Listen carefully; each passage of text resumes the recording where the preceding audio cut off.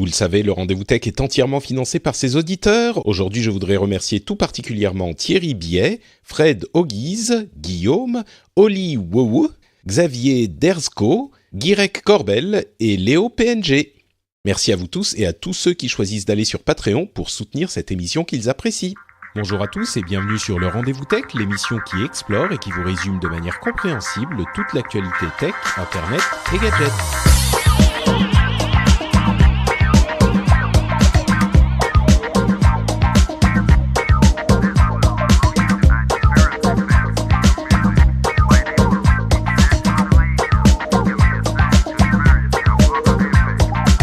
Bonjour à tous et bienvenue sur le Rendez-vous Tech, l'émission où on vous résume toutes les semaines l'actualité de la technologie, d'Internet, des gadgets, tout ce qui fait la tech, telle qu'on l'aime, telle qu'on l'adore, telle qu'on la déteste parfois et telle qu'on aime la détester également. Je suis Patrick Béja et aujourd'hui je suis particulièrement heureux de faire cette émission. Je suis toujours heureux de faire cette émission, mais je suis aujourd'hui encore plus heureux parce que j'ai la joie de recevoir toute l'équipe d'Upload réunie tout ensemble, c'est-à-dire Jérôme Corben. Jérôme Corben. Franchement, il faut que je dorme un peu plus. Jérôme voilà. c'est une sorte d'entité générale qui s'appelle Jérôme Corbonnet. En fait. Jérôme Corbonnet, c'est joli. Bon, Jérôme Kainborg d'un côté, comment ça va Jérôme ? Ça va très bien, la crève, mais ça va. Bah, t'étais en vacances, en même temps, t'étais en vacances... Ah oui, vacances en Bretagne, j'ai la crève, c'est normal. C'est normal, bien. Corben est là aussi, comment ça va Corben ? Yes, bah ça roule, écoute, j'ai ponche de la gastro familiale depuis ce matin, mais sinon ça va. Dis-moi... Moi, je suis sur bonne santé, donc ça va. Okay. Pour le moment. Pour le moment, c'est ça. Cette émission est sponsorisée par pharmacie.com. C'est ça, exactement. Et Cédric également, qui revient de la pharmacie, n'est-ce pas ? Non, mais moi ça va, j'ai été chercher des vitamines et de conneries, mais ça m'était juste 3 plombes, j'ai jamais vu ça. Donc je suis arrivé à moins 20 à la pharmacie, enfin j'étais vraiment avec mes trucs dans les mains prêts à payer. Et je suis sorti à midi. Non, mais 20 minutes d'attente. Qu'est-ce que justement, c'est avec pharmacie.com, ça n'arrive plus, ce genre de choses. Ouais, non, mais attends, je me suis dit, c'est bon, je vais faire fonctionner le commerce de proximité, tout ça, contre le géant Amazon. Bien non, je pense que la prochaine fois, je commanderai ma vitamine C sur Amazon. Oh là là, que tu abandonnes ta lance, quel traître. Ah oui. Bon, bah merci à vous trois d'être ensemble réunis comme une équipe de super-héros, d'Avengers de la tech. Je suis très heureux de vous recevoir parce qu'on va parler de plein de choses intéressantes. On va parler d'Oculus qui a annoncé un nouveau casque de réalité virtuelle. On va parler de Facebook qui fait des choses incroyable, on n'aurait jamais pensé ça de Facebook, des choses qui sont pas très recommandables. On a aussi Elon Musk qui décidément se complaît dans sa situation de mauvais garçon de l'internet désormais. Il a été puni par la SEC aux États-Unis et il continue à faire le malin. On aura aussi des rumeurs sur plein de choses et des petites news intéressantes. Et on va commencer immédiatement avec, eh bien justement, Oculus qui a tenu sa conférence Oculus Connect 5 il y a une semaine environ et qui a annoncé un certain nombre de choses. On va pas vous faire tout le détail de tout ce dont ils ont parlé, mais le truc qui est intéressant, c'est le fameux casque nouveau modèle. Le nom de code était Santa Cruz. On en avait entendu parler depuis un moment. Mais en gros, c'est un petit peu le casque de réalité virtuelle qui répond à tous les fantasmes des gens qui apprécient cette technologie, puisqu'il réunit 90% des caractéristiques des casques de haut de gamme qui sont disponibles depuis quelques années. Et il est en plus de ça complètement autonome, c'est-à-dire qu'il n'y a pas de connexion à votre PC ou à quoi que ce soit, il n'y a pas de câble qui sort du casque, il est entièrement, vous le posez sur la tête et il n'y a rien du tout à connecter. Donc, alors pour résumer un petit peu les caractéristiques intéressantes du truc et pour résumer les avantages qu'il a par rapport à d'autres casques autonomes, en fait, vous vous souviendrez peut-être, il y a quelques mois, j'ai parlé du casque Oculus Go qui avait, à mon sens, un gros potentiel à son annonce et qui, au final, avait des petits soucis un peu rédhibitoires pour moi quand je l'ai testé. C'est-à-dire que c'était le casque version un petit peu bon marché Facebook, il était autour de 200-250 €. Donc je dis Facebook parce que on a senti que c'était la version pour tout le monde, un peu comme Facebook. Et il avait 2 gros soucis qui faisaient en fait que ça privait cet appareil des avantages, de l'intérêt de la technologie réalité virtuelle. Ces 2 soucis étaient, d'une part, il n'avait que 3 degrés de liberté au lieu de 6, ce qui veut dire qu'on pouvait faire des rotations sur soi-même, sur les 3 axes, mais on pouvait pas se déplacer sur les 3 axes. Donc on perdait cette liberté de mouvement qui est importante pour le sentiment de présence en réalité virtuelle. L'autre souci, c'est qu'il avait une manette, une sorte de télécommande, qui elle aussi avait 3 degrés de liberté, c'est-à-dire qu'on pouvait faire des rotations sur la manette, mais on ne pouvait pas la déplacer, ce qui veut dire qu'on ne pouvait pas en fait modéliser sa main dans l'univers virtuel dans lequel on était. Donc on pouvait pointer sur des choses, mais on pouvait pas avoir l'impression d'avoir sa main qui était modélisée dans l'expérience ou le jeu auquel on jouait. Et donc le fait qu'on ne puisse pas se déplacer, donc s'approcher des objets de cet univers virtuel, et qu'en plus on ne puisse pas les manipuler avec sa main modélisée, faisait qu'en fait le sentiment de présence était sérieusement amputé. Et à mon sens, ça, c'était un petit peu avoir de la réalité virtuelle sans les avantages de la réalité virtuelle. Là, le Oculus Quest, puisque c'est son nom, le nom de ce nouveau casque, il a les 6 degrés de liberté, donc on peut se déplacer dans l'univers, et il est compatible avec les manettes Oculus Touch qui permettent de modéliser la main et les mouvements des doigts, etc. En plus de ça, comme je le disais, il est autonome, donc il n'y a pas ni de caméra à poser quelque part pour détecter le mouvement. Il fait tout ça depuis le casque avec des caméras intégrées au casque et il n'y a pas de câble. Il a en plus une puissance de calcul qui est supérieure à celle de l'Oculus Go, pas tout à fait comparable à celle des appareils modernes comme le PlayStation VR qui est connecté à la PlayStation 4. Là, on parle un petit peu d'une puissance un petit peu inférieure qui serait comparable à la précédente génération de consoles, donc PlayStation 3 et Xbox 360, voilà, je perds mes références. Mais bon, ça semble être un petit peu le seul problème de ce casque. Ça les perfs d'un smartphone Android, quoi. Bah, un petit peu plus. Le Oculus Go avec les perfs d'un smartphone. Un smartphone haut de gamme, quoi, en fait. C'est surtout ça. Bah, justement, tu prends la parole, Cédric. Est-ce que pour toi, mais là, je suis hypé. Parce que est-ce que c'est là enfin la réponse j'ai failli acheter un Go. Des fans. J'ai failli acheter un Go parce que pour moi, le fait qu'il soit autonome, c'est juste obligatoire. Moi, ça me saoule d'être branché à mon PC.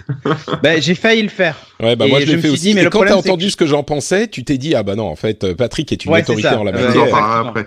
Ouais. Non, et justement, je me suis dit, si mon expérience va se limiter à regarder des films vite fait dans un petit écran en face de moi, alors que j'ai une télé chez moi, machin, expérimenter Google Maps, si tu veux, j'arrivais pas à déterminer les usages, même jeux, que je pouvais avoir avec ce type de casque, parce que justement, il me manquait ces 6 axes. Cette réponse, en tout cas à Oculus, cette update au Oculus Go est plus que bienvenue. Et tu vois, par exemple, moi, j'aime bien l'idée de la téléprésence avec les avatars 3D. Ça, c'est rigolo de 2 secondes. L'expérience est rigolote. Mais si tu veux me contenter juste de ça, pour moi, c'était pas le truc qui allait faire que j'allais acheter un Oculus Go, quoi. Donc, j'attendais vraiment un update. En plus, le prix est pas complètement déconnant. Ouais, je crois qu'on l'a pas mentionné, il est à $400 aux États-Unis, on imagine autour de 450, peut-être un petit peu plus 500. Mais si tu veux, là, ça commence à être non seulement abordable et en plus suffisamment performant pour que moi, en tout cas, ça puisse être un truc à vraiment acheter, quoi, pour se mettre à la VR à bas coût et sans avoir des équipements des 1080 ou des 1060 dans son PC et un casque qui vaut 700 €, quoi. T'as pas acheté de casque jusqu'à maintenant, c'est ça? Non, en fait j'en ai testé plein. J'ai joué avec des casques aussi de mixed reality et tout ça. J'ai essayé plein de trucs et c'est vraiment fun. Mais être branché au PC, ça me casse les noix. Il y a le kit sans fil, la Oculus, ça y est, qui est disponible à la vente. Mais c'est un prix à rajouter en plus, etc. Ouais, non, mais laisse tomber. Du coup, je l'ai pas mentionné, je crois, mais il sort au printemps prochain, donc c'est pas encore disponible. On parle sans doute de quelque chose comme avril, quelque chose comme ça. Corben, donc toi, t'as acheté un Oculus Go. Je crois comprendre que t'avais pas été hyper satisfait, non? Ah non, si. Oui, quand même. Non, mais en fait, j'ai acheté ça il y a pas longtemps. En fait, il y a une semaine ou deux. Enfin, et tu fais quoi avec? Ah bah je fais quoi? Bah pas grand chose, figure-toi, parce qu'en fait non mais je peux vous expliquer. Si je regarde des films, par exemple je me mets sur Netflix et voilà ce qui est sympa pour pas déranger le soir dans le pieu quand tu veux mater un film. Après sur la qualité, bon bah il y a toujours ce problème un peu de flou sur les bords, mais c'est pas vraiment un problème, hein, c'est un truc volontaire de la part d'Oculus pour éviter que tu gerbes. Mais voilà, faut s'habituer quoi. Et après celui de l'Oculus Go, enfin les lentilles se règlent pas spécialement, c'est-à-dire que l'écartement des yeux, etc. C'est pas réglable. Donc si vous avez les yeux un peu écartés ou une grosse tête ou je sais pas, tu parles pour toi la grosse tête, c'est ça? Ouais. Peut-être un poisson globe, par exemple. Voilà. Il se peut que ça soit pas forcément super bien ajusté au centre des lentilles. Après, moi, j'ai des lunettes. Et ce qui est top avec celui-là, c'est qu'effectivement, il n'y a pas de fil. Moi, j'en ai testé plein aussi. Il y avait souvent des fils, etc. Donc, c'est la galère. Quand tu fais du 360 et que tu tournes sur toi et qu'au moment tu t'étrangles avec les câbles, c'est pas cool. Donc là, voilà. Là, il n'y a pas de fil. Donc, ça, c'est top. La petite manette, bon, ça marche très bien. Et surtout, ça chauffe pas. C'est-à-dire que moi, dans les Oculus, je transpirais, mais à grosses gouttes, quoi. En mode sauna. Quoi. Et là, celui-là, la dissipation de chaleur se fait par l'avant, en fait, par la plaque avant, et c'est nickel, quoi. Alors, bien sûr, si tu fais du sport dedans, c'est-à-dire si tu joues à des jeux, etc., tu commences à transpirer et donc à faire de la buée et à voir moins bien. Mais globalement, quand tu veux regarder un film, ça va, quoi. Après, c'est marrant, donc t'es plutôt satisfait de ton expérience Oculus Go, toi? Je suis plutôt satisfait, même si, alors, je suis satisfait. Enfin, c'est ma première expérience, on va dire, à titre personnel où j'achète un truc comme ça que je peux le tester sur du long terme. J'ai toujours fait des essais à gauche à droite, etc. Ouais. Mais alors j'ai envie de dire, pardon, fini, mais non, mais là, moi, je suis totalement convaincu du truc. Je sais que la prochaine fois qu'Oculus sort un nouveau truc, je l'achète. Alors, je vais pas acheter celui-là, bizarrement, parce que je pense qu'en termes de qualité visuelle, il y aura pas beaucoup de changements. Ce sera toujours un peu strié, un peu flou, etc. Par contre, dès qu'il y a des évolutions, sans souci. Alors moi, le problème, c'est que dès que je joue à des jeux là-dedans, j'ai envie de gerber, quoi. Dès que ça bouge un peu trop, effectivement, j'ai envie de gerber. Donc, le casque en mode console de jeu, comme ce que présente Oculus, là, comme a présenté Oculus cette semaine, ça sera pas pour moi, parce que je suis pas un gros gamer, le jeu, ça m'intéresse pas plus que ça, et puis le côté gerbe, t'es vite malade, quoi. C'est marrant parce que j'ai l'impression qu'il y a vraiment une expérience comment dire? C'est-à-dire que toi, t'avais pas vraiment eu d'expérience réalité virtuelle poussée jusqu'à maintenant, et donc l'Oculus Go te semble être, c'est un petit truc sympa, c'est pas mal. Là où l'intérêt de la réalité virtuelle se révèle vraiment, c'est quand on peut voir ses mains, quand on peut se déplacer dans le truc, s'approcher. Moi, j'en avais parlé à l'époque, mais une expérience vraiment bluffante sur peu des jeux que j'avais essayé, mais quand elle l'était, c'était impressionnant. Et c'était quand tu pouvais t'approcher des trucs que tu pouvais voir, quand tu pouvais les manipuler, etc. Oui, c'est quand tu as la sensation d'être dans l'univers ou dans le jeu. Exactement. Et donc, quand on connaît pas ça, l'Oculus Go, tu te dis, c'est sympa, c'est pas mal, mais il n'y a pas cet effet waouh. Alors que là, on risque de l'avoir effectivement. Un souci qui est quand même important pour moi, c'est que les jeux ou les expériences vont devoir être transférés de la bibliothèque Oculus classique vers ce truc qui sera pas compatible avec toutes les expériences dès le départ. Donc ça me laisse un tout petit peu perplexe. S'il y avait eu une possibilité de jouer à tout ce qui existe déjà sur Oculus, ça aurait été immédiatement moi quelque chose que j'aurais acheté. Là, le prix est raisonnable, mais il faut ajouter le prix des manettes touch qui est je sais plus, c'est genre 75 € pièce, donc ça fait quand même un petit peu plus. Mais bon, ça reste quand même quelque chose. Si les expériences et les jeux sont portés pendant les 6 mois qui viennent et puis un petit peu plus après, ça pourrait être une vraie solution. Jérôme, toi, tu es silencieux là. T'as pas l'air d'être trop intéressé par la réalité virtuelle. Est-ce que ça te parle ? Je m'y étais intéressé au tout début puisque j'avais essayé la version dev des Oculus il y a une éternité. Comme expérience. Mais je voyais le potentiel. En fait, depuis, j'attends le Wing Commander de la VR. En fait, moi, le problème vient pas tellement des visières, mais vient plutôt des jeux. Pour l'instant, tout ce que j'ai essayé en jeu virtuel, il y a aucun jeu qui m'a fait dire je joue mieux avec une visière que sans visière. C'est pour ça que je parle de peut-être. Peut-être, mais bon, quand il sera à plus de 6 secondes. quand je dis c'est le Wing Commander, souvenez-vous, Wing Commander nous avait tous fait acheter des cartes graphiques parce que tu pouvais pas jouer correctement à Wing Commander sans avoir une carte graphique. Je parle aux plus vieux d'entre nous. Et ben, pour l'instant, il n'y a pas le jeu fondateur où on se dit mais je peux pas jouer sans ma visière, quoi. Sinon, tu dis le jeu, on parle. Quoi. Tu dis le jeu, on dit le jeu ou l'expérience, en fait, si on voit un petit peu plus large. Le jeu ou l'expérience. Donc, et puis après, il y a en tout cas, la Go, j'ai failli prendre aussi parce que, voilà, c'est une gamme de prix où je peux me permettre d'acheter un truc que j'utilise pas tout le temps. Mais au-delà de 200 €, faut vraiment que j'ai un usage, quoi. Ouais, je dirais que, en conclusion, c'est le premier casque de réalité virtuelle qui a vraiment le potentiel d'être ce qu'on voudrait d'un casque de réalité virtuelle. Maintenant, à voir si ça se concrétisera en avril ou dans les 6 mois qui suivront. En tout cas, le potentiel est là. Et il faut rappeler comme à chaque fois qu'on parle de réalité virtuelle, que on est vraiment encore au début de cette technologie, qu'elle s'est pas complètement plantée. Elle s'est pas envolée aussi vite qu'on l'aurait espéré. Elle s'est pas complètement plantée non plus. Donc il y a encore de l'espoir. Pensez au premier téléphone mobile qui était une valise. On est un petit peu dans ce contexte-là. Donc ça va prendre 5-10 ans pour arriver à la réalisation du potentiel que ça a. Ça veut toujours pas dire que ça fonctionnera comme produit de technologie grand public, mais là on commence à voir si ça sera possible.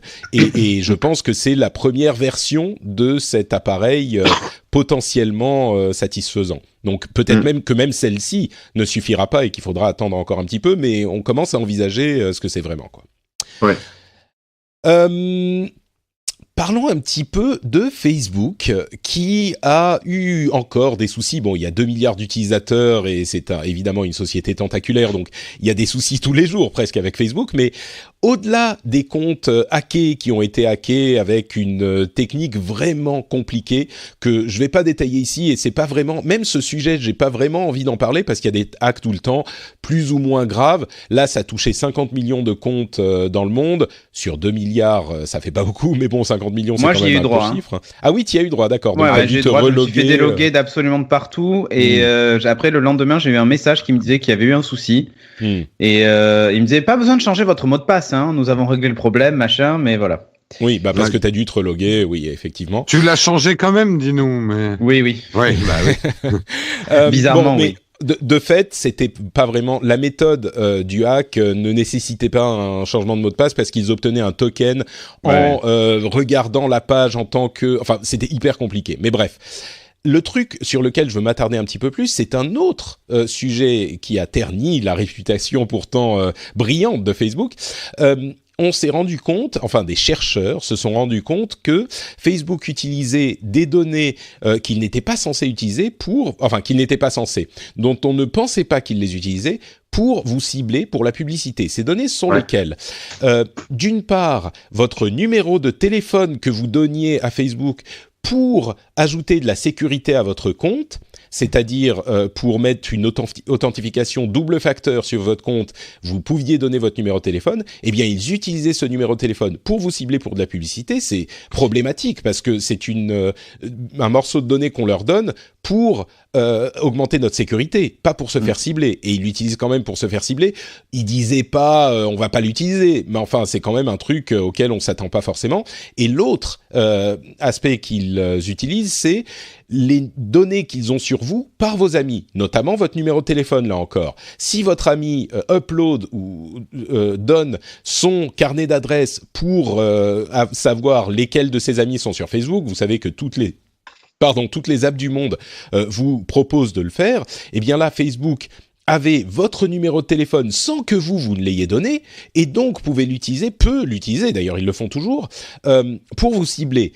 Et ça, ces deux éléments me semblent... Je suis pas du genre à me formaliser ou à me scandaliser pour ce type de... Enfin, pour des choses que Facebook fait sans nous avoir dit, ou etc. Souvent, j'ai tendance à temporiser. Là, j'avoue que ça m'a quand même paru au moins exagéré, on va dire. Corben, toi, c'est un truc, toi qui es focalisé sur les questions de sécurité. Est-ce que c'est quelque chose qui est peut-être pas surprenant de la part de Facebook, mais Je sais pas. Alors alors c'est pas surprenant, on aurait pu s'en douter. Hein, des applications comme Truecaller par exemple qui permet de savoir qui t'appelle se repose sur les carnets d'adresses d'autres gens. Donc effectivement la mutualisation des numéros de téléphone, voilà. Après qu'ils s'en servent pour faire de la pub, bah c'est moche hein, évidemment, surtout que c'est pas explicite. Maintenant avec tout ce qui est RGPD, normalement c'est censé être noté quelque part. Mais ça apparaît même pas, je crois, dans les datas qui sortent quand tu exportes ton compte. Tu sais, Facebook dit des trucs du genre nous pouvons utiliser vos données pour améliorer l'expérience utilisateur, ce qui concrètement, soyons honnêtes, nous avons les moyens de vous faire parler. Bah, disons que s'ils vous affichent des pubs de toute façon et que s'ils ont votre profil, plus d'infos sur votre profil, ils peuvent vous afficher des pubs qui vont vous intéresser. On pourrait dire que ça améliore l'expérience utilisateur, mais bon, mais là, clairement, c'est pas un truc. À l'insu de ton plein gré. Mais ce qui est gênant, en fait, c'est pas ça. C'est aussi, enfin, ça, c'est un premier problème. Mais l'autre problème, c'est qu'en fait, ils ont utilisé les numéros de téléphone des gens qui avaient activé la double authentification pour sécuriser leur compte Facebook. Et ça envoie un mauvais message, en fait, parce que la double authentification, c'est déjà quelque chose qui est un peu compliqué à appréhender pour la plupart des gens. Enfin, voilà, monsieur, madame Michu, etc. C'est un peu compliqué. Ça demande un effort aussi parce qu'il faut une app sur son téléphone où il faut aller chercher un code, etc. Donc c'est un peu chiant, mais ça permet quand même de faire monter un bon niveau de sécurité sur son compte. Et malheureusement, là, le signal que Facebook envoie, bah, c'est de dire si vous me donnez si vous activez la double authentification, on va vous balancer de la pub, quoi. Donc c'est un problème. Donc ça va freiner pas mal de gens qui à terme pourraient activer ce genre de choses. Donc c'est contre-productif en termes de sécurité. Voilà. Si on met de côté les aspects publicitaires, ça flingue un peu le côté sécu, quoi. Et c'est dommage. Enfin, c'est criminel.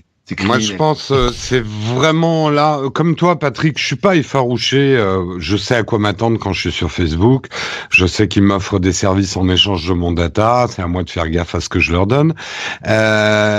Mais cette confusion, alors qu'on est justement en pleine pédagogie qui est déjà compliquée sur la sécurité informatique et l'hygiène informatique, de ne pas être clair sur votre numéro de téléphone, vous le donnez pour la double authentification. Ouais, mais au fait, on va l'utiliser aussi pour la pub. C'est non seulement c'est contre-productif, mais là pour le coup, c'est vraiment dégueulasse par rapport à toutes les personnes qui essayent justement d'éduquer un petit peu le monde Internet à davantage de sécurité, davantage de prise de conscience, quoi. Là, c'est un peu un coup de saligot, j'ai envie de dire. Je suis d'accord avec vous deux, comme je l'exprimais au départ.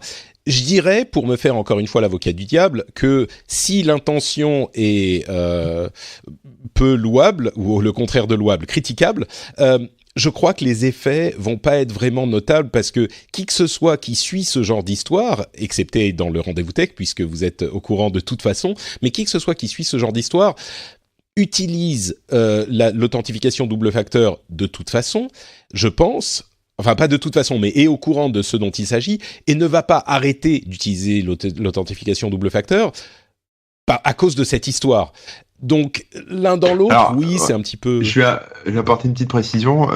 Jusqu'à présent, c'est quand tu voulais activer l'authentification double facteur sur Facebook, tu étais obligé de donner ton numéro de téléphone, même si le code que tu recevais passait uniquement par une appli, donc par l'appli Facebook, mais pas par SMS. Donc Facebook forçait un peu la main et il y a des moyens. Je sais pas exactement le faire parce que j'ai pas été voir encore, mais il y a moyen de supprimer en gros son numéro de téléphone, même si maintenant c'est un peu trop tard, mais de Facebook tout en conservant la double authentification.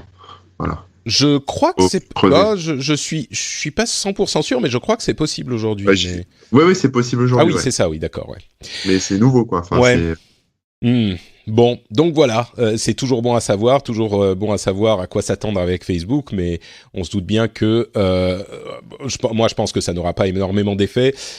Personne ne va supprimer son compte Facebook pour ces raisons-là, mais si... Bon, l'accumulation de toutes ces histoires est quand même en train de créer un travail de sape sur la vision du grand public. Hein. Je parle pas de nous, parce que nous, ça fait longtemps qu'on a quitté Facebook, plus ou moins.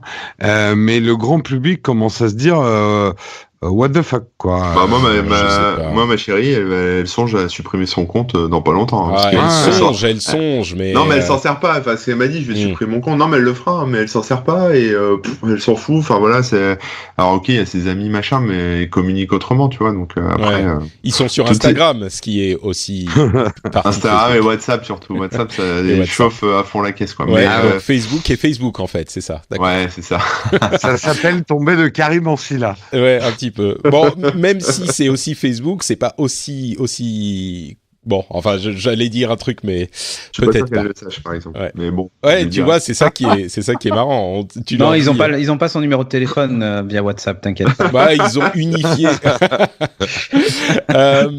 Bon, Elon Musk qui fait encore des siennes. Vous vous souvenez de ce tweet qu'il avait envoyé il y a quelques mois pour dire qu'il voulait retirer Tesla du marché public et donc retransformer la société en société privée. Il avait dit « Je suis en train de discuter avec un fonds d'investissement saoudien » et surtout, il avait dit après funding secured, donc le financement est assuré. Et il avait dit, je voudrais retirer Tesla du marché en les rachetant à tel prix, je sais plus combien c'était, 420, 320, je sais plus. 420 $, c'est ça. Alors évidemment, c'est toujours problématique, puisque c'est toujours problématique de faire ce genre de choses parce que ça peut être une manipulation du cours de la société, et quand on est ça avait posé énormément de problèmes à certaines personnes qui avaient des actions de la société et d'autres personnes qui voulaient en acheter pour telle ou telle raison. Enfin, c'était évidemment quelque chose qu'un président de société ne peut pas dire. Donc, la Securities and Exchange Commission, qui est l'autorité américaine qui surveille toutes ces histoires, a enquêté, et ils ont décidé que Elon Musk était coupable. Dans un premier temps, Elon Musk a dit non, je ne vais pas faire d'accord avec la SEC. Ça ne serait pas en accord avec qui je suis vraiment. Moi, je n'étais pas coupable. Je n'ai rien dit. Enfin, je n'ai rien fait de mal parce que j'avais vraiment ce funding secured et donc je ne vais pas faire d'accord. Le lendemain, on entend l'annonce qu'il y a eu un accord qui a été trouvé avec la SEC, entre Elon Musk et la SEC. Il a dû payer 20 millions de dollars et Tesla a dû payer 20 millions de dollars aussi. Et il n'a pas admis de culpabilité. Donc, c'est dans ce genre d'accord, souvent, l'une des conditions, c'est que non, j'ai rien fait de mal, mais bon, pour que cette histoire disparaisse, on va trouver un accord comme ça. Quoi. À l'américaine. Il doit abandonner le poste de président du board de la société pour 3 ans. Il doit ajouter 2 directeurs au board pendant 2 directeurs supplémentaires au board. Par contre, il reste président de la société Tesla. Donc, il est président, mais plus président du board. Je vous avoue que je connais pas les détails des fonctionnements administratifs des sociétés américaines, ni même des sociétés françaises d'ailleurs. Mais il est en gros... Il a la présidence de la société, mais les gens qui surveillent ce qu'il fait lui, il est plus le président du groupe qui le surveille à lui. Si je peux me permettre, c'est pas Bien tout sûr. à fait ça. En fait, il reste, si on compare le système français, il reste directeur général, mais il n'est plus président. Le président s'occupant des actionnaires et le directeur général s'occupe du fonctionnement de la société au quotidien. En gros, ce que ça veut dire, c'est qu'il a une autorité au-dessus de lui qui surveille ce qu'il fait avec la société. Le board, c'est ça. Le board n'est pas au-dessus. Le board, c'est les actionnaires. Donc, mais ils peuvent renvoyer le directeur général, tu vois. Si le directeur général fait un mauvais boulot, ils peuvent décider de le démettre de ses fonctions, de changer le CEO. Oui, mais alors, je sais pas aux États-Unis, mais la direction générale a aussi des moyens contre son board aussi. Il y a une forme d'équilibre, en fait, des pouvoirs. Ouais. Bon, en tous les cas, il n'a plus tous les pouvoirs au sein de Tesla. Et c'est on va pas dire un camouflet, mais enfin, c'est une conséquence attendue et normale de comment dire, ses aventures sur Twitter. Notons qu'il n'a pas été complètement douché par cette histoire, puisqu'il a tweeté il y a quelques heures, je suis un vilain garçon, avec c'était un clip de rap, genre en référence claire à sa mésaventure avec la SEC, oulala, je suis un mauvais garçon, c'est dans ma nature, et en se moquant un petit peu de tout ça. Ouais, je pense qu'il dort pas assez, le garçon, quand même. Ouais, il a un peu fondu un câble, hein, quand même. En fait, le problème, c'est que je pense qu'il Twitter, là, faut lui enlever, quoi. Faut lui retirer. Moi, je serais au bord de Tesla, et j'aime beaucoup Elon Musk, hein. Je serais au bord de Tesla et de SpaceX et tout ça. Je supprimerais, je prendrais son smartphone, quoi. Mais il y avait pas cette condition, d'ailleurs, qu'il n'avait plus le droit d'envoyer des tweets sans que quelqu'un les vérifie. Ah, je croyais qu'il y avait ça, ouais. Je crois pas. Ah, si, je crois que le board avait justement imposé ça. Mais peut-être sur la société spécifiquement, là, il a pas fait référence à la société. Peut-être. Mais bon, c'est clair que quand on est dans sa posture avec une boîte qui pèse lourd comme ça, et puis en plus il est gueule, hein. Le problème, non, c'est pas on ferme sa gueule, mais le problème c'est qu'il est en plus il est sous le feu des médias, quoi, et aussi bien les médias people que les médias tech, hein, les médias tech, lol. Mais bon, enfin tous les médias, quoi, tout le monde regarde ce qu'il fait, ce qu'il dit, et comme connerie, quand il a traité l'autre de pédophile, c'est pareil. Enfin bref, c'est chaud, et moi je serais lui, je me calmerai un peu parce que. Est-ce qu'il y a un vrai problème? C'est les commentaires que j'ai lus et entendus de différents endroits. Est-ce qu'il y a un vrai problème avec Twitter, avec la perception qu'on en a quand on tweet et la perception qu'on en a quand on lit les tweets? Parce que c'est vrai que quand on tweet, on a juste l'impression de dire un petit truc qui nous passe par la tête. C'est genre, c'est un petit commentaire marrant, machin, ça n'a pas d'importance. Alors que quand on le lit comme si c'était la profession de foi de la personne qui l'a tweeté. Tu vois, c'est genre, c'est vrai, ça. C'est le danger du langage court en écrit. C'est les engueulades à cause d'un SMS. Il y a toujours une différence entre le ton qu'une personne croit mettre dans son tweet et la perception des personnes qui lisent. Mais si on revient au tweet initial, son tweet était quand même assez grave parce que très technique, justement. Il n'y avait pas vraiment sujet à interprétation.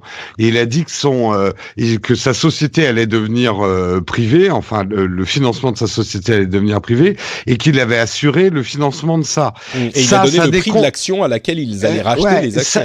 Ça, c'est une conséquence immédiate sur la bourse. Et ce qu'il faut bien comprendre, c'est que ça peut jeter un désarroi complet. C'est pour ça que c'est dangereux ce qu'il a fait. C'est que ça aurait pu créer un gros problème à la bourse. Alors on va dire, tant pis, c'est gros Richard. Ces gros Richard, c'est des emplois derrière, c'est des entreprises derrière, c'est une déstabilisation de l'économie, quoi. C'est pour ça que il n'y a pas que des grands bourgeois qui ont des actions à la bourse. N'importe qui, on peut perdre beaucoup d'argent et pas que si on est. La SI, c'est pour ça que d'ailleurs on rigole pas trop avec la SI. Ils ont des moyens de te faire parler. Et surtout de te faire obéir. Et c'est des mecs qui ont ils ont le bras long, ils ont beaucoup de pouvoir. Bon, donc voilà pour Elon Musk et ses mésaventures financières dans le monde de la bourse. Il continue à être un personnage controversé, on va dire. On va faire une petite pause avant de parler de nos news et de nos rumeurs. Une petite pause pour vous parler encore une fois de Patreon. Vous savez ce que c'est Patreon, hein. Patreon, c'est un moyen pour les créateurs de financer leur création. Si vous appréciez ce que les YouTubers, les podcasters, il y a d'ailleurs des créateurs, des artistes qui sont sur Patreon. Si vous appréciez ce qu'ils font, vous avez un moyen de les soutenir. C'est d'aller sur Patreon et de dire je donne $1, $2 par épisode, $3 par épisode pour 2 ou 3 épisodes par mois, et de cette manière vous permettez à ces créations d'exister. Nicolas Poulot le dit très bien. Après de longs mois à écouter le podcast et à l'apprécier, c'est important, hein, si vous l'appréciez uniquement, j'ai décidé de te soutenir pour la simple et bonne raison que je veux que cela continue. Le gratuit c'est très bien, mais quand ce n'est plus viable pour les créateurs, ça s'arrête et on n'a que ses yeux pour pleurer. pleurer. Non, ne pleure pas, Nicolas, ne pleure pas, tout va bien. En plus, justement, c'est pour ne pas pleurer qu'il a décidé de faire ça. En plus, il faut dire que le modèle économique est très souple, donc on ne se sent pas prisonnier d'un abonnement. Longue vie au rendez-vous tech. Merci à toi, Nicolas. Merci à tous ceux qui choisissent de soutenir l'émission. Et si vous vous dites que l'émission vous apporte quelque chose, vous distrait, vous informe, si vous l'appréciez, oui, peut-être que ça serait sympa de venir sur Patreon et de donner $1 ou $2 par épisode, peut-être pour 3 épisodes par mois, et vous n'êtes pas coincé dans votre abonnement. C'est très simple, vous vous inscrivez en 2 minutes, et si vous voulez vous désinscrire, ça prend encore moins de 2 minutes, c'est très facile, et vous pouvez donc choisir combien d'épisodes vous soutenez par mois, et ça permet à l'émission d'exister, tout simplement. C'est vrai qu'aujourd'hui, s'il n'y avait pas Patreon, peut-être que l'émission, je dis peut-être qu'elle n'existerait plus, peut-être que je continuerais, mais elle serait pas aussi bien, on va dire ça comme ça. Donc patreon.com/rdvtech. Continuons avec les news et les rumeurs. Alors sur celle-ci, je suis un petit peu embarrassé parce que il y a la conférence Microsoft dans 3 heures qui commence, et ils vont annoncer. Non, pas dans 3 heures, c'est pas dans 3 heures, c'est à 22 heures. C'est à 22 heures. Ah pardon, oui, c'est à 22 heures. Ouais. Oh fouf. Donc d'ailleurs, si tu sais pas quoi faire ce soir à 22 heures, tu veux venir la commenter, n'hésite pas. Hein. Malheureusement, je suis pas dispo. Okay. Ah mais quel idiot, j'avais oublié. J'avais dit qu'on le ferait. Merde, bon. Normalement, je pourrais pas, mais on va voir. Ah oui, 22 heures. Donc ça serait 23 heures en Finlande. Ah, peut-être pour un petit peu, je sais pas, on verra. Pardon. Donc, qu'est-ce qui va être annoncé ? Bon, on fait un bingo. Surface Pro 6, Surface Laptop, Surface Studio. La Surface Pro 6 de toute façon déjà en vidéo. Mais avec des ports USB uniquement, pas de USB-C. Une nouvelle version du HoloLens peut-être. Qu'est-ce que vous en attendez, vous, de cette conférence Microsoft ? Moi, pas grand-chose. D'accord, ok. Non, mais pas grand-chose. Ça va être des updates matos, mais plus spec, tu vois, genre les nouveaux processeurs, les nouveaux machins et tout ça. J'aurais bien aimé qu'ils dévoilent un device, en fait, le penchant du Surface Go, mais en version laptop. Tu vois ce que je veux dire ? Parce que le Laptop 2, c'est sympa, mais ça reste ultra cher. Un Surface Go avec clavier, quoi ? Ouais, enfin, tu vois, le form factor d'un laptop. Et en gros, l'intérieur d'un Surface Go, c'est un truc pas trop puissant, mais pas trop cher. Le but, c'est d'aller chercher un laptop pas trop cher, tu vois. Parce que la Surface Go, c'est sympa, mais je pense que c'est pas adapté à tout le monde. Et il y a beaucoup de gens qui cherchent encore des laptops classiques. Le Surface Laptop est sympa, mais le problème, c'est qu'il est pas donné, quoi. Enfin, on est sur du matos qui est pas donné. Donc voilà. Et pourquoi pas même, je rêve. Pas d'une banque, mais je rêve d'un appareil Surface qui fonctionnerait sur ARM, enfin. Parce que depuis le temps qu'on nous bassine avec ça, il y a quelques modèles qui sont sortis. Sur des processeurs moins gourmands, quoi. Voilà, et avec des autonomies de 25 heures, quoi, tu vois. Ce qui est annoncé déjà sur les machines ARM. Donc j'aimerais bien débarquer une machine comme ça. Pourquoi pas la fameuse machine à double écran, tu vois, je sais pas.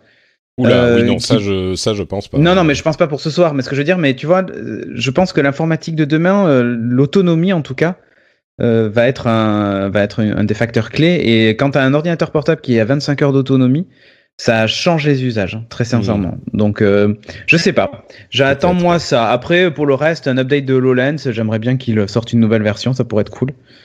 Et puis voilà quoi. Ouais. Les autres, quelque chose, je sais que... Non, moi, tu sais... Les versions noires du Surface Laptop... Moi, j'ai hâte de tester la nouvelle version d'Outlook, quoi, c'est surtout ça. D'accord. Mais voilà, je me suis arrêté là. Jérôme, toi, t'as bien aimé le Surface Go Ouais, j'ai bien aimé le Surface Go. J'aurais aimé qu'il sorte, à l'inverse de Cédric, moi j'aurais aimé un Surface Go, une troisième version un peu plus puissante du Surface Go, peut-être un tout petit peu plus cher, mais je sais que ça va pas être le cas parce que après ça leur pose un problème de gamme. Non, ce que j'aimerais, c'est que Microsoft revoie un petit peu ses prix. Moi là, j'ai testé beaucoup de Surface ces derniers temps.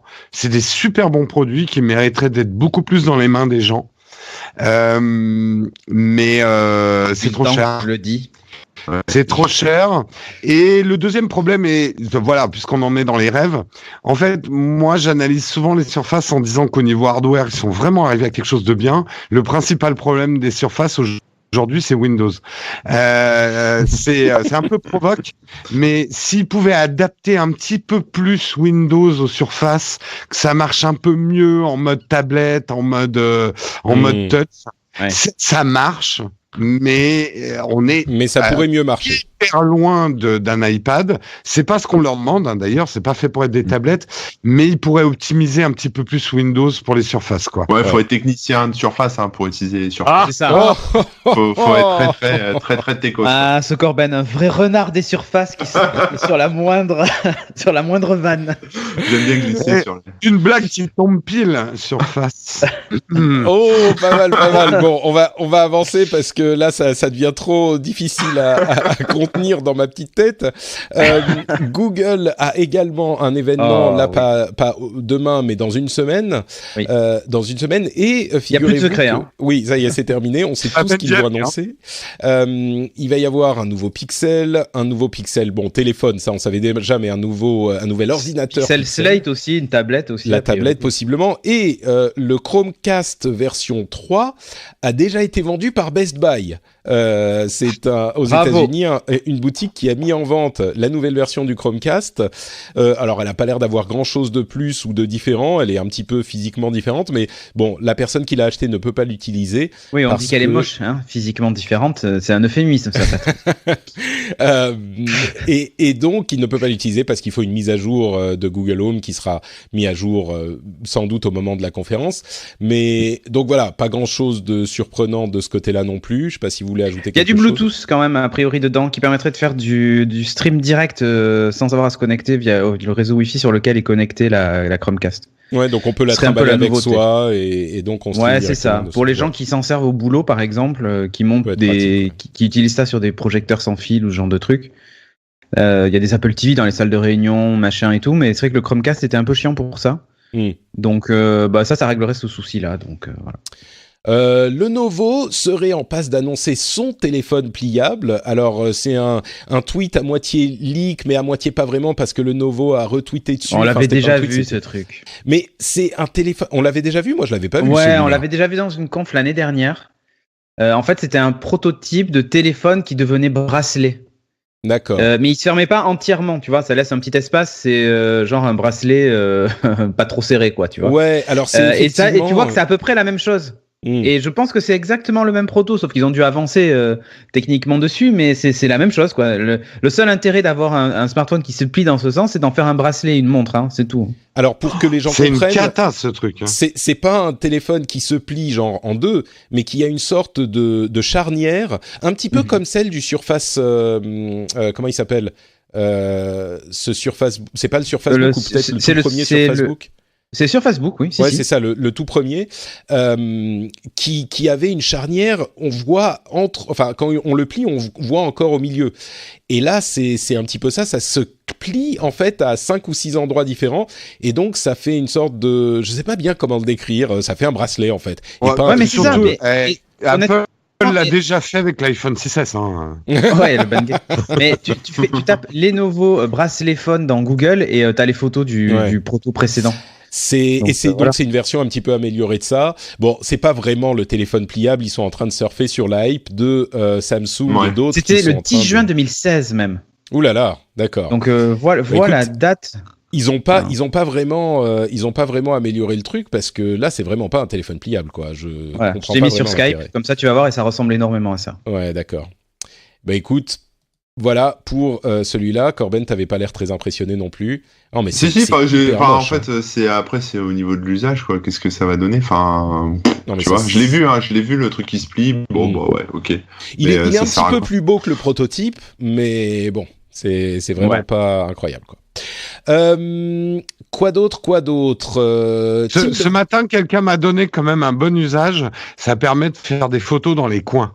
Discrètement. C'est pas mal. Entre guillemets, le périscope. Ouais.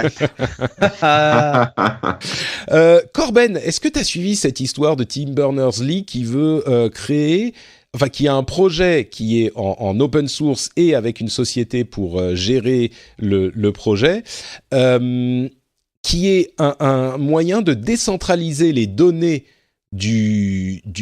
nos données personnelles. On aurait chacun un pod avec nos données, ça s'appelle Solid, son projet.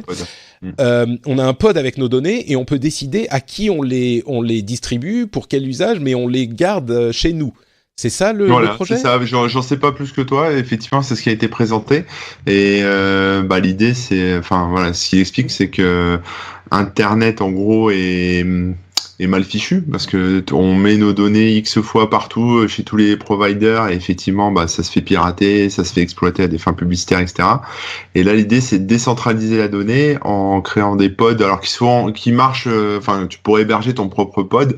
Mais c'est hébergé chez des fournisseurs. Voilà, après n'importe qui peut l'installer. Enfin, je ne sais pas si les sources sont dispo pour l'instant, mais en tout cas, il y a déjà 2 fournisseurs de pods. Ça marche un peu comme Mastodon, si tu veux. Tu vois, chacun met son petit truc et puis tu crées ton compte et après tout est relié, quoi. Mais voilà, c'est un. Je sais pas ça encore. fonctionne toujours. Oui. Mastodon, oui, fonctionne toujours. J'ai même des gens qui m'ont encouragé à aller sur Mastodon il y a quelques semaines, donc même pas il y a une semaine, et je suis allé y faire un tour. Bon, c'était visiblement il y a des gens qui sont très intéressés. Pour ceux qui savent pas, Mastodon c'est une sorte de Twitter décentralisé. Là, il y a encore des gens sur Google+, donc bon. Moi, je suis même pas sûr. Mais... Si. Le projet. J'y suis allé hier, figure-toi. Bravo. Il y avait un peu d'écho, mais c'était sympa. Bon, donc en gros le projet de Tim Berners-Lee ça s'appelle Solid. Donc ça c'est la plateforme en fait. Enfin et l'idée c'est ça, c'est d'avoir tes datas et tu restes propriétaire de tes datas, etc. Et tu te les balades et en gros les sites viendraient se connecter à ton pod pour utiliser tes datas en fonction de ce que tu leur autorises, etc. Et lui a créé une boîte autour de ça qui s'appelle Inrupt, je crois, si je dis pas de bêtises. C'est ça, ouais. Et voilà, mais après je sais pas jusqu'où il veut en venir. Est-ce que ça c'est la première brique de quelque chose d'autre? En tout cas c'est de la décentralisation, donc ça c'est très bien. Et puis peut-être qu'après justement ce pod avec tes données personnelles qui seront peut-être ton âge, ton nom, etc. C'est ce genre de truc, s'étendre à peut-être tes fichiers, ton site web, ta présence en ligne, quoi. Mais global. Pour les données spécifiquement, une fois que tu as donné les données à quelqu'un, tu les as. Je sais que pour y accéder, bon, pour les garder à jour, etc., c'est toi qui les as sur ton pod. Mais une fois que tu as donné, imaginons par exemple que Facebook utilise ça. Facebook dit, vous pouvez vous connecter à Facebook avec votre pod solide. Et donc, nous, au lieu de vous faire remplir un formulaire avec toutes vos données personnelles, on va se connecter à votre pod et on va récupérer toutes les données de votre pod. Après, ils les ont quand même, les données. Et oui, ils n'auront pas la toute dernière version si tu décides de couper l'accès. Mais enfin, ils ont les données. Donc, je suis pas sûr que ça ait un effet vraiment de protection important de tes données personnelles. Alors, je suis pas rentré dans ce niveau de détail, donc j'en sais rien. Je pense que c'est des gens intelligents, ils ont dû réfléchir à ça. Après, ce que je pense, c'est que ça doit être par rapport à ce que toi t'autorises. Donc, plutôt que, par exemple, tu vas sur n'importe quel site web et puis tu te fais siphonner parce qu'il y a un tracker Facebook et machin et tu sais pas trop ce qui se passe, etc. Là, tu sais, tel site web, il peut utiliser tel et tel truc et il aura rien. Voilà. Et tu peux peut-être aussi lui retirer des choses. Peut-être que, tu vois, peut-être que même s'il copie le truc, en tout cas, il perd l'accès un peu comme quand tu accèdes une application tiers sur Facebook, quand tu autorises une application tiers à utiliser ton compte Facebook ou ton compte Twitter, tu peux alors évidemment, ils peuvent récupérer tous tes tweets, mais à un instant T, et tu peux lui retirer après l'autorisation. Je sais pas, mais c'est ça le problème, c'est que oui, si c'est bien fait, tu peux lui retirer l'autorisation, on est d'accord. Mais une fois qu'il a eu tes données, il peut les copier, les utiliser. Bon, après, on peut toujours faire des trucs illégaux, mais peut-être. Oui, il faut voir quelles données tu lui donnes aussi. Tu vois, t'es pas obligé de lui donner tout, quoi. Enfin, à mon avis, tu dois pouvoir filtrer. On a une petite perte de qualité avec toi, donc je continue, mais. Disons que c'est plus de contrôle, ce qui est toujours une bonne chose, même si c'est pas un contrôle total, on va dire. Et je l'ai pas précisé, mais Tim Berners-Lee, c'est quand même le créateur du web. C'est le papa du web, on va dire, pas le papa d'Internet, mais le papa du web. Enfin, je sais pas si on m'entend bien, mais il présente ça comme l'internet, de la nouvelle version, parce qu'en gros, le projet est parti du fait qu'il était dégoûté de ce qui est devenu sa création et l'exploitation commerciale des données, etc. Et donc, il a créé ça. Mais bon, après. Jusqu'où ça va aller, j'en sais rien. Peut-être que c'est juste une première brique. Et l'idée, en fait, en tout cas, je pense que son idée finale, c'est de remettre un Internet conçu comme au départ, c'est-à-dire décentralisé, où chacun aurait à la fois ses données, mais aussi, je sais pas, son site, ses pages web, ses fichiers, etc., accessibles. Alors, soit sur des plateformes qui se connectent entre elles, mais de manière vraiment peer-to-peer, décentralisée, etc. Et pouvoir sortir de ce modèle GAFA, tout Google, tout Facebook, tout Microsoft, etc. Pour que ça prenne, il faudra qu'il y ait un truc qui ait un énorme succès, qui utilise ce système. Et même si la situation semble compliquée aujourd'hui, ça peut arriver, on ne sait jamais. Et peut-être que ça poussera plus de gens à l'utiliser. Mais... Je pense que tant qu'il n'y aura pas une volonté derrière qui soit un peu plus... on va dire global, politique et voilà. Ouais, moi, je suis pas. Franchement, à chaque fois qu'on a eu des disruptions importantes, c'était justement pas grâce à des efforts politiques qui sont importants aussi, mais c'était des nouveaux produits qui venaient bousculer ce qui était établi. Et on les a jamais vus venir, on n'a jamais su ce que ça serait, mais ils sont arrivés, et ils ont bousculé ce qui était déjà établi. Ouais, mais ça. Aujourd'hui, tu prends le RGPD, tu vois. Bien sûr. Voilà, c'est une avancée aussi sur la protection des données personnelles. Et s'il n'y avait pas eu ça, voilà. Ce que je veux dire, c'est que là, pour que cette nouvelle technologie prenne et pour que tout le monde soit obligé de s'y mettre, il suffit pas de la mettre en place. Il faut qu'il y ait une nouvelle utilisation qui, peut-être pas découle, mais en tout cas, nécessite cette technologie. On pourra pas forcer les grandes sociétés ou même les gens à l'utiliser. Vous preniez l'exemple de Mastodon, voilà, on peut pas les forcer, on peut pas forcer les gens à aller l'utiliser, même si c'est décentralisé, plus ouvert, plus contrôlable, etc. que Twitter. Là, c'est une idée intéressante, mais qui est nécessaire, mais pas suffisante à une vraie évolution. Ce qui sera aussi nécessaire, ça sera un projet qui plaira, qui explosera, comme ça a été le cas de Facebook ou Twitter en leur temps, ou l'iPhone ou ce que c'est, mais qui utilisera cette technologie. À voir si ça se produira.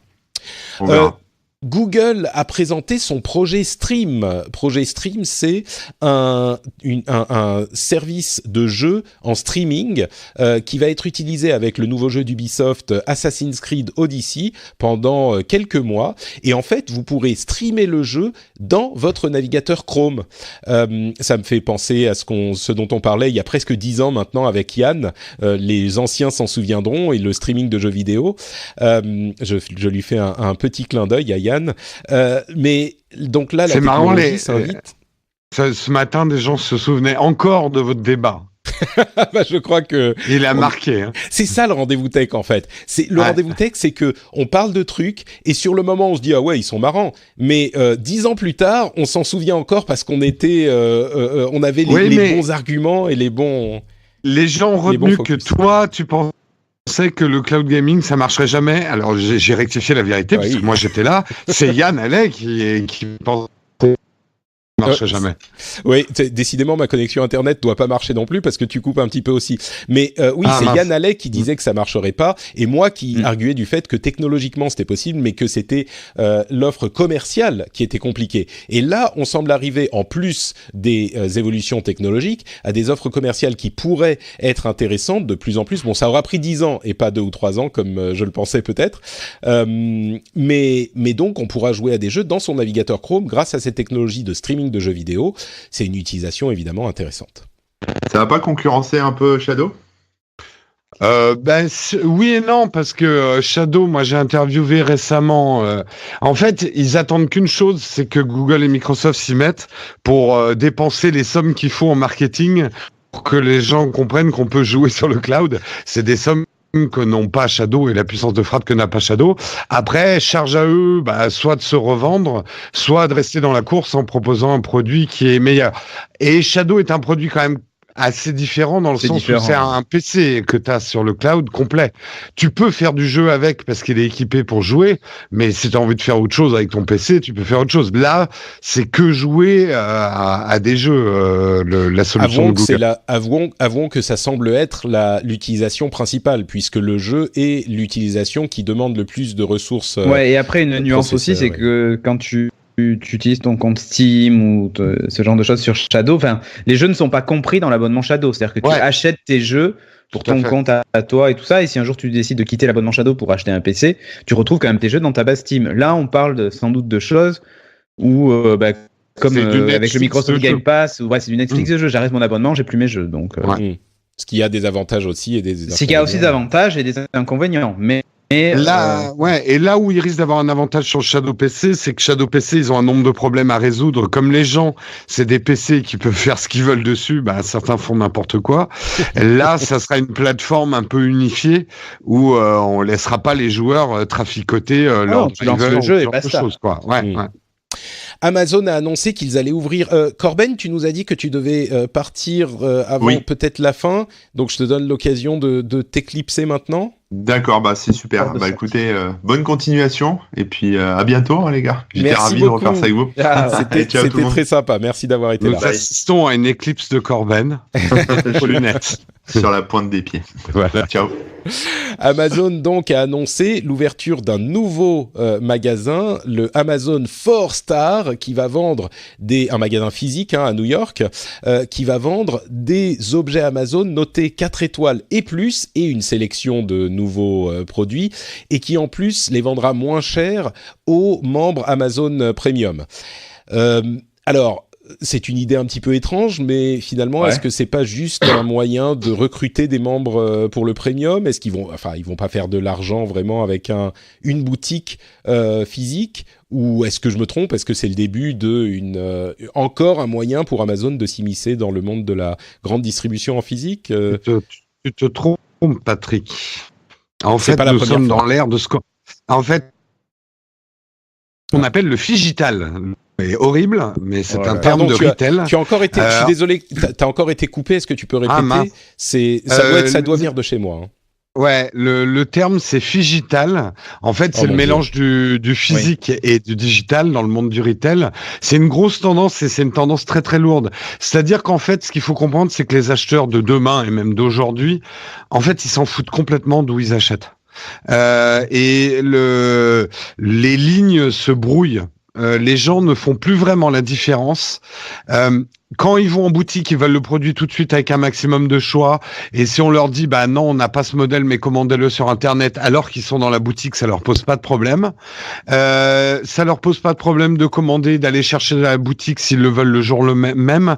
C'est-à-dire que, en fait, on a beaucoup séparé le commerce physique et le commerce digital, alors qu'en fait, ils vont très bien ensemble. Tu veux dire numérique ? Numérique, oui, numérique, pardon. D'accord. J'ai pas vu de site internet où on vendait des doigts encore. Oui. On va dire c'est une erreur commune que je fais aussi. Et en fait, il n'y a pas vraiment de différence.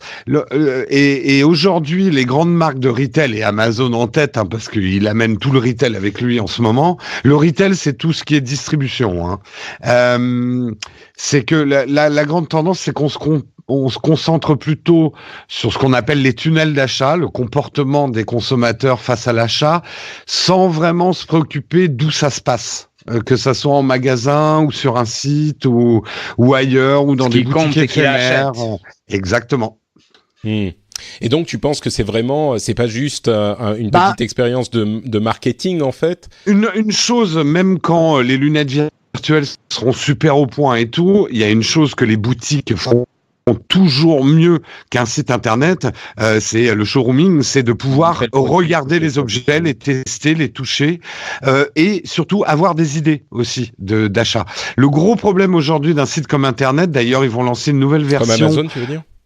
Comme Amazon, pardon. Ouais, c'est si tu fais pas une recherche parce que tu sais ce que tu veux acheter, finalement t'as pas de tête de gondole où on te montre. Et voilà, un supermarché, vous savez comment ça marche. Les produits qu'on sait que les gens veulent, on les met au fond pour les faire déambuler et les mettre devant des produits auxquels ils auraient pas pensé mais qu'ils vont acheter. C'est ça. Le problème d'Amazon, c'est que tu y vas pour acheter ce dont tu as besoin, mais tu flânes pas dans Amazon.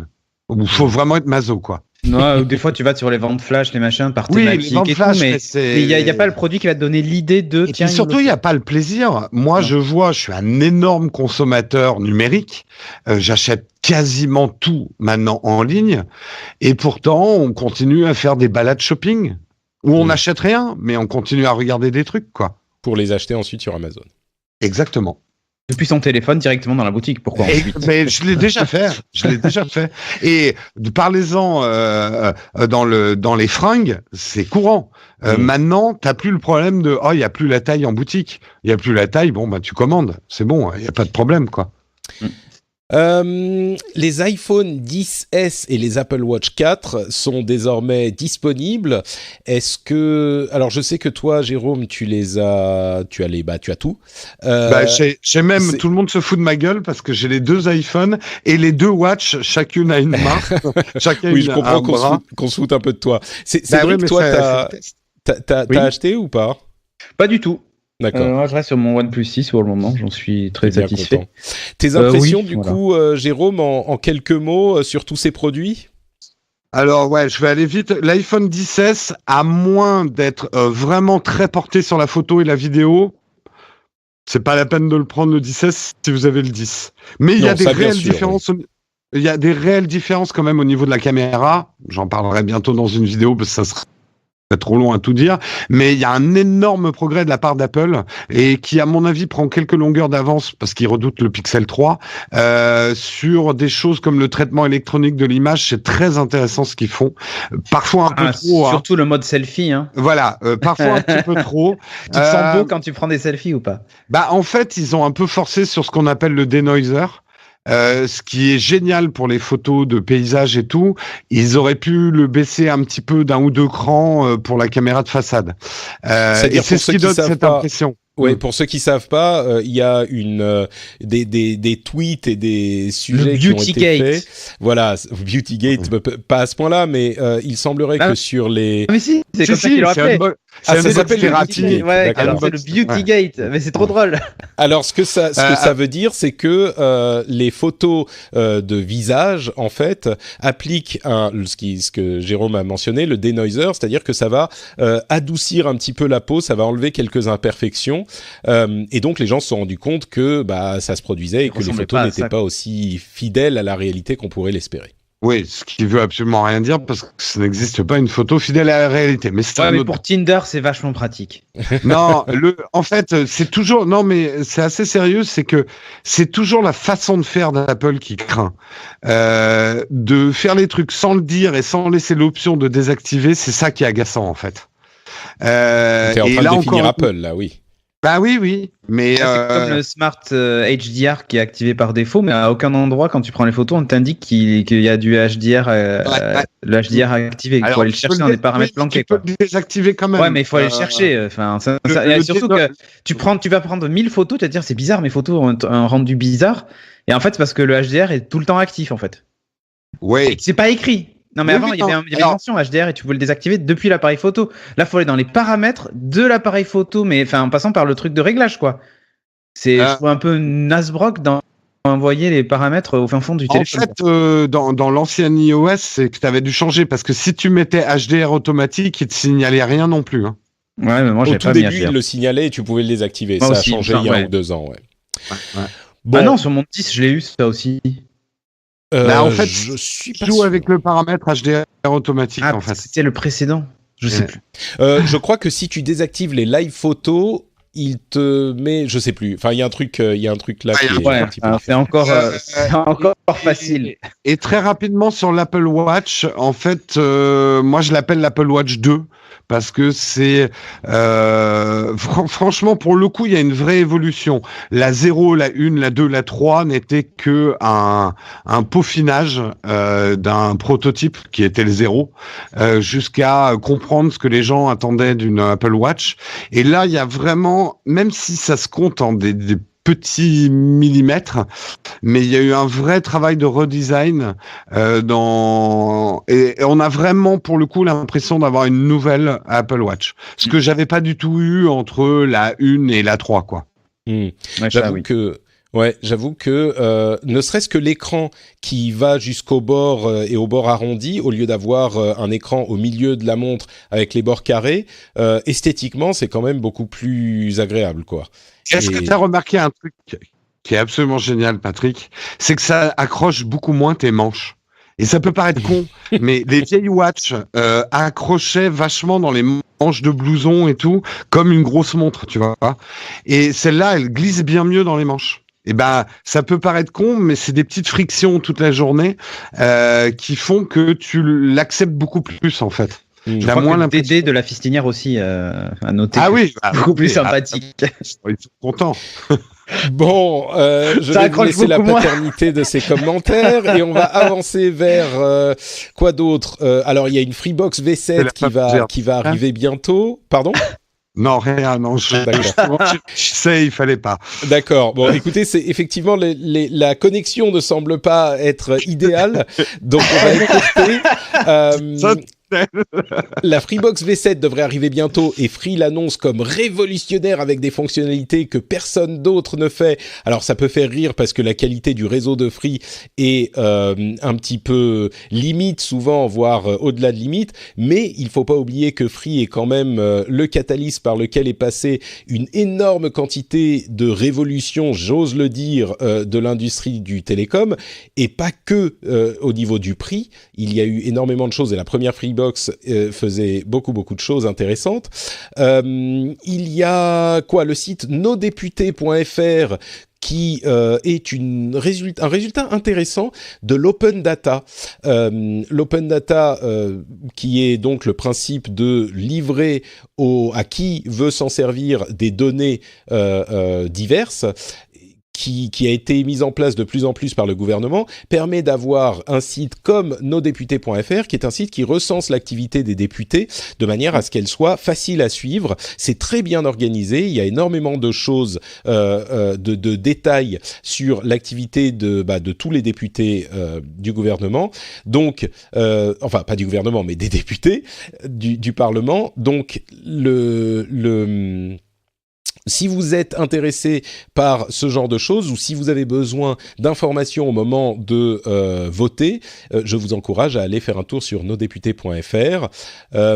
Quoi d'autre ? Renault a lancé son Autolib à Paris et c'est une sorte d'Autolib amélioré, c'est moins cher et on se gare pas à des places spécifiques, on peut arrêter la voiture n'importe où. J'imagine qu'ils viennent recharger les voitures eux-mêmes, je sais pas comment ça marche, mais ça commence avec quelques véhicules, une centaine, et puis ça va augmenter, donc peut-être que le principe d'Autolib finalement n'était pas si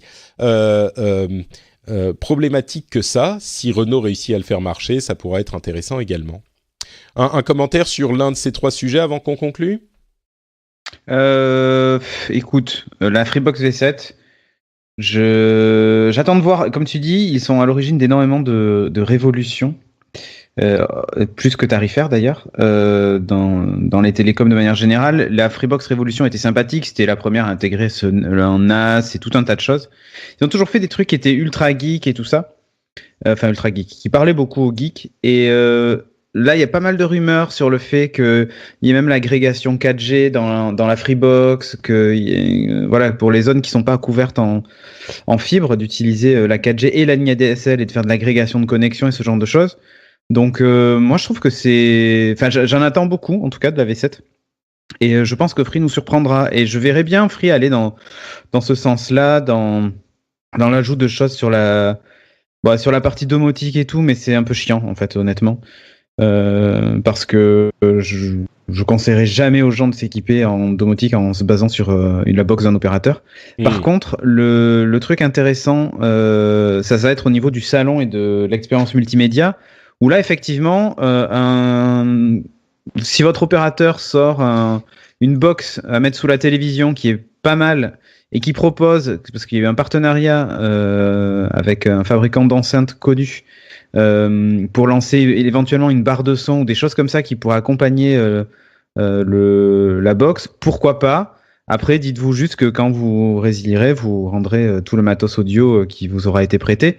Mais ça peut être un argument, tu vois. Donc je sais pas, à suivre en tout cas. Moi j'attends de voir surtout si ça va être de l'Android TV ou pas, parce que ils avaient lancé la mini 4K qui permettait de faire tourner tout ça sous Android. Là, elle était pas incroyable et surtout il manquait pas mal de choses du Play Store. Donc et puis Netflix était en particulier absente. Enfin, on pouvait l'installer en détournant le truc et tout ça. On va voir si maintenant ils sont un peu détendus sur tout ça.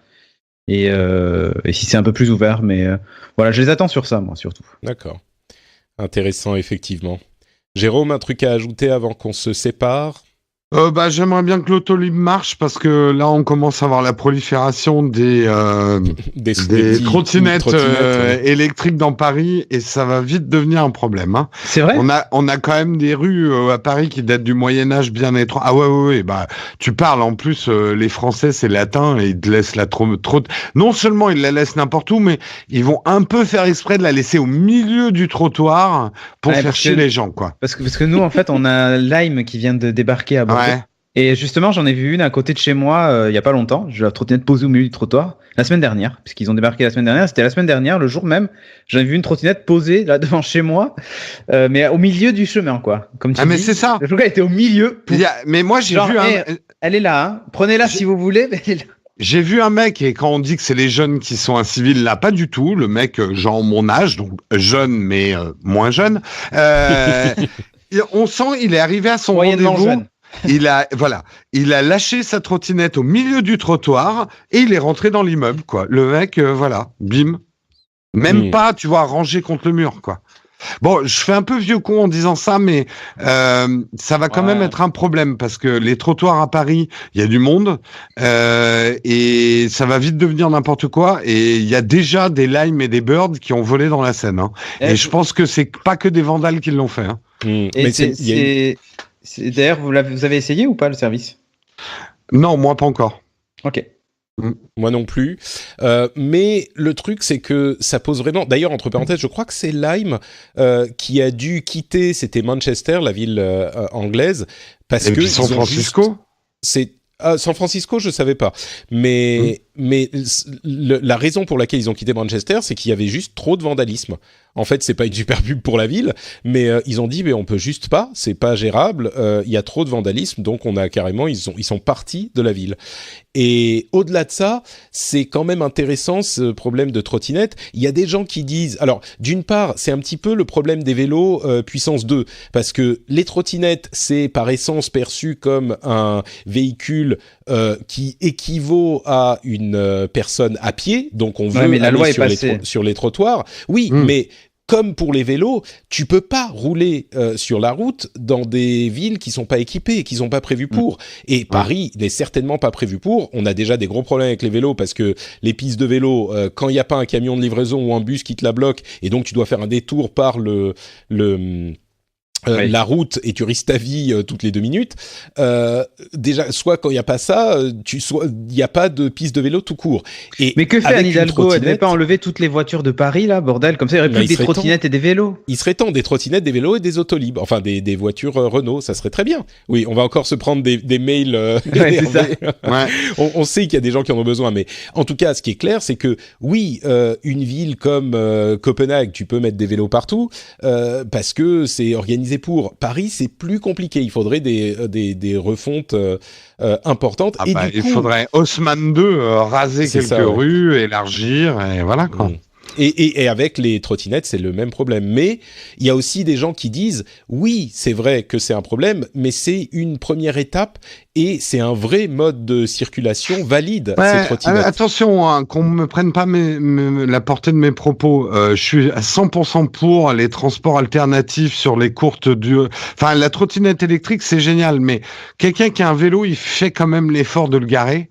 Là, c'est un peu le problème, c'est que l'objet, les gens le laissent un peu n'importe où et que c'est un objet, mine de rien, qui prend autant de place quasiment qu'un vélo. Au sol et sur un trottoir, et ils auraient prévu au moins quelques endroits où on va dire les gens polis pourraient les ranger. Il va falloir des casiers quoi pour les mettre mais c'est le principe du truc. Le principe c'est que tu peux le laisser n'importe où. Alors oui, il faut le mettre contre un mur. Mais tu sais, en même temps, on avait eu les mêmes problèmes avec les Vélib à l'origine. Je me souviens que les premiers mois, il y avait des problèmes de vandalisme hyper importants, des vélos cassés, des bornes cassées. Oui, mais tu étais obligé de le ramener à une borne pour pouvoir le lâcher. Bien sûr. Ouais. Mais là, c'est des trucs sans borne, quoi. Peut-être qu'il faut que les gens prennent l'habitude et bon.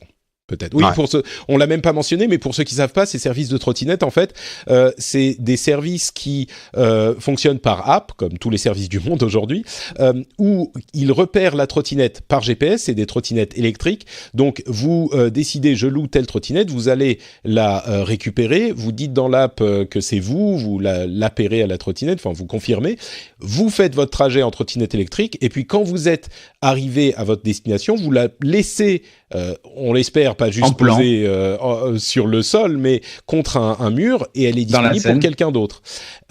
Donc c'est vraiment un truc qui est très pratique et qui peut aussi envahir les villes et disrupter les villes très facilement. Mais c'est un système qui, en fait, n'a besoin, entre guillemets, il n'y a pas de coupe aussi, les autorisation, scooters électriques à Paris? Si, il y a aussi les scooters, ouais. Ouais. Donc mais ça c'est très différent. Les trottinettes, c'est des trucs qui a pas besoin de. Le problème de la trottinette, c'est que tu la laisses sur le trottoir. Un scooter, non. Mais en fait, c'est force l'encombrement aussi. des trottoirs le problème. Ouais. Mais c'est la force aussi, c'est que t'as pas besoin de. Il y en a tant que ça en fait. Ben oui, mais le truc, c'est qu'à Paris, surtout dans certains quartiers, on n'a pas des trottoirs comme à New York, quoi. T'as des trottoirs où tu passes à peine si t'as des grosses fesses, quoi. Donc, s'il y a une trottinette au milieu, t'es obligé de descendre sur la chaussée, quoi. Ouais. Disons après, que si elle est posée, de vouloir tester l'expérience à New York. Hein. Si elle est posée sur le mur, a priori tu peux passer quand même. Mais à moins que t'aies, je pense en papa, à moins que t'aies une grosse. Vas-y avec ta poussette, tu vas voir. Ouais. Ouais. Bon, donc voilà pour nos réflexions sur tous ces sujets. On vous remercie de nous avoir écoutés. Avant de se quitter, on va quand même demander à Cédric et à Jérôme de nous dire où on peut les retrouver sur l'internet. Commençons par Cédric Bonnet. Yep, ben moi c'est sur Twitch essentiellement, donc mais sinon vous pouvez aller sur studiorenegade.fr pour toutes les infos. Et voilà. studiorenegade.fr, magnifique. Et si vous écoutez cette émission le jour de sa sortie, c'est-à-dire le 2, vous pourrez suivre la conférence de Microsoft en direct sur la chaîne Twitch de Studio Renegade. Jérôme. Eh bien, moi, vous pouvez me retrouver sur la chaîne principale Nowtech et la chaîne secondaire Nowtech Live, où on fait un résumé de l'actu tech tous les jours de 8h à 9h. Parfait, merci beaucoup Jérôme. Pour ma part, c'est NotePatrick sur Twitter, Facebook et Instagram. Vous pouvez également aller commenter cet épisode sur frenchspin.fr où vous retrouverez l'article de l'épisode. Vous pourrez donc nous dire ce qu'on a dit d'intelligent ou de stupide. Si vous êtes intéressé par les sujets de l'émission, ça vaut parfois le coup de venir lire les commentaires quelques jours après parce qu'il y a beaucoup de commentaires hyper intelligents qui viennent apporter des précisions ou des corrections sur ce qu'on dit. On n'est malheureusement pas 100% parfait et il y a souvent des choses très intéressantes qui sont dites par les auditeurs. Vous pouvez également trouver le rendez-vous jeu sur le site mais également sur votre app de podcast. Si vous êtes un petit peu perdu dans l'ensemble des sorties de cet automne, et Dieu sait qu'il y en a beaucoup tous les automnes, eh bien vous pouvez y voir un petit peu plus clair avec le rendez-vous jeu qui couvre l'actualité jeux vidéo toutes les 2 semaines comme le faisait le rendez-vous tech à l'époque. Et si vous appréciez le rendez-vous tech ou le rendez-vous jeu ou toutes les émissions que je produis, vous pouvez également soutenir les productions sur patreon.com/rdvtech. Bon, disons que c'est pour soutenir le rendez-vous tech principalement. Vous pouvez, vous le savez, aller décider de donner 1 ou 2 dollars par épisode, autant de temps que vous voulez, pour autant d'épisodes que vous voulez par mois. C'est vraiment vous qui choisissez. Vous êtes vous avez entièrement le contrôle sur tout ça. Ça se fait en 2 minutes, c'est super simple. Si vous écoutez depuis un moment, si vous appréciez l'émission, pensez-y, patreon.com/rdvtech. Merci à vous tous et on se retrouve dans une semaine pour un nouvel épisode. Ciao, ciao. Salut tout le monde.